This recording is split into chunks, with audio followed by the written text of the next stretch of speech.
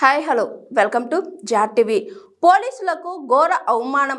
తన మనిషిని గెంటేశారన్న నింద మోపి సిఐ ఎస్ఐలను హోంగార్డులను దూషిస్తూ దాడికి దిగిన సంగారెడ్డి మాజీ ఎమ్మెల్యే జగ్గారెడ్డిని పోలీస్ అధికారులు బుజ్జగించడం దుర్మార్గమని ఆర్ఎస్ ప్రవీణ్ కుమార్ మండిపడ్డారు.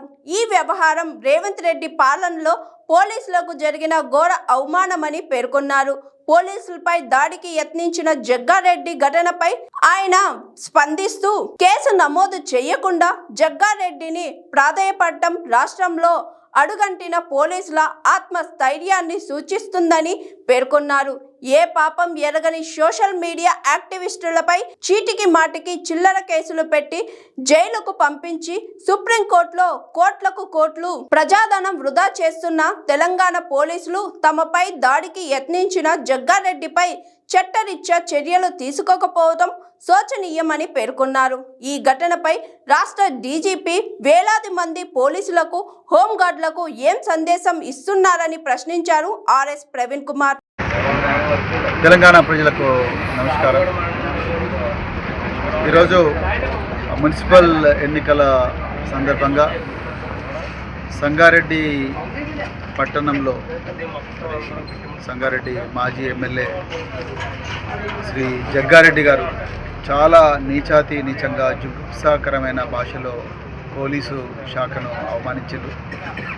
నిజంగా ఒక పోలీసు శాఖలో 26 సంవత్సరాలు పనిచేసిన ఒక అధికారిగా మాత్రమే కాకుండా మామూలు మనిషిగా కూడా ఆ భాష వింటుంటే చాలా బాధ అనిపించింది. రక్తం మరిగిపోయింది. నిజంగా జగ్గారెడ్డి గారు మీరు చాలా సీనియర్ రాజకీయ నాయకులు, ఎన్నో సంవత్సరాల నుంచి రాజకీయాల్లో ఉన్నారు. సంగారెడ్డికి ఎమ్మెల్యేగా పనిచేసింది. ఇప్పటికి కూడా కాంగ్రెస్ పార్టీలో యాక్టివ్గానే ఉంటున్నారు. మీ క్యాండిడేట్ను ముట్టుకుంటేనే మీరు సిఐని గాండుగాడు అంటున్నారు, నానా దుర్భాషలు ఆడుతున్నారు. ఇంకా హోంగార్డులను అయితే మీరు చాలా నీచంగా తిడతా ఉన్నారు. మీ అమ్మకు పుట్టినరా, నాయనకు పుట్టినరా, కొడుకులారా మీ సంగతి చూస్తా అని అంటున్నారు. అంటే యూనిఫామ్ ఇచ్చే మర్యాద ఇదేనా? వీళ్ళు లేకపోతే మీరు నిజంగా తిరిగేవారా? మరి ఈ పోలీసులే లేకపోతే, వాళ్ళ బందోబస్తులే లేకపోతే మీ కాంగ్రెస్ వాళ్ళు తిరుగుతారు ఆ ఊర్లలో? మీ రేవంత్ రెడ్డి చేసిన మోసాలకు, మీ కాంగ్రెస్ పార్టీ చేస్తున్న దౌర్జన్యాలకు?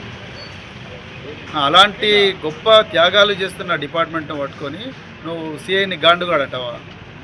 హోంగార్డులనేమో అమ్మనాయన గుట్టిండ్రా అంటావా? మీ సంగతి చూస్తే కొడుకులారంటావా? ఏం భాష అది?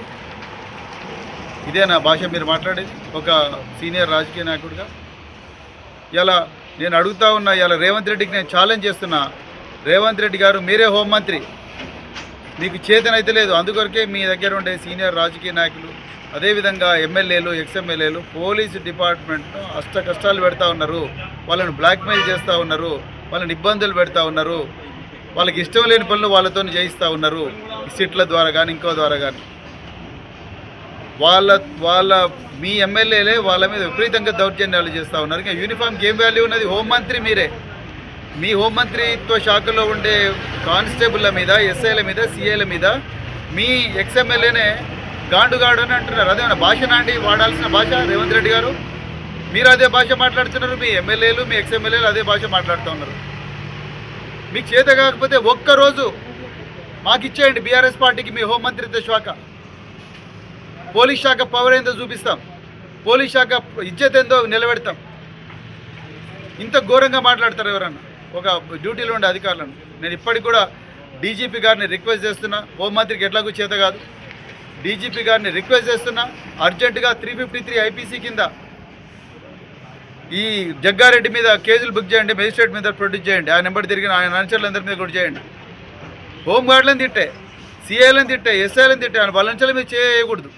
ఆ బీఆర్ఎస్ వాళ్ళు మాత్రం అక్రమ కేసులు అన్నీ పెట్టండి. సోషల్ మీడియా పోస్టులు పెట్టినందుకు మా నల్లబాల్ మీద పెట్టినట్టుగా 16 రోజులు జైళ్ళల్లో పెట్టండి.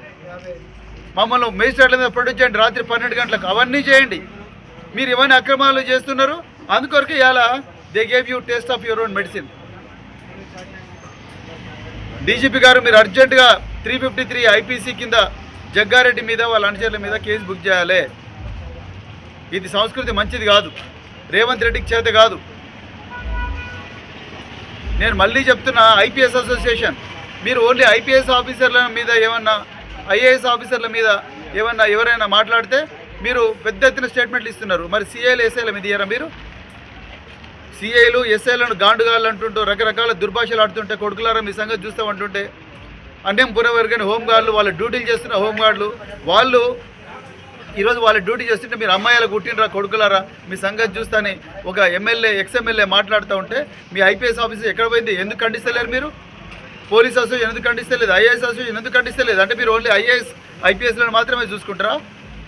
మీరు మంచిగుంటే చాలా, మీ ఇజ్జత్ మంచిగుంటే చాలు, మిగతా వాళ్ళ పోలీసు వాళ్ళది చిన్నోళ్ళది ఇజ్జత్ ఎంత ఖరాబ్ అయినా పర్వాలేదా? అర్జెంటుగా ఐపీఎస్ అసోసియేషన్ కూడా దీన్ని ఖండించాలి, ఐఏఎస్ అసోసియేషన్ కూడా ఖండించాలి. అర్జెంటుగా జగ్గారెడ్డి గారి మీద వెంటనే కేసు బుక్ చేయాలి.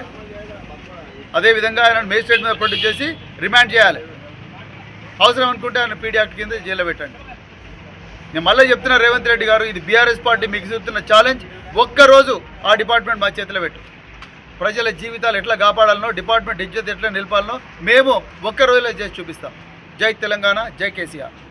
Hi, this is Swathi.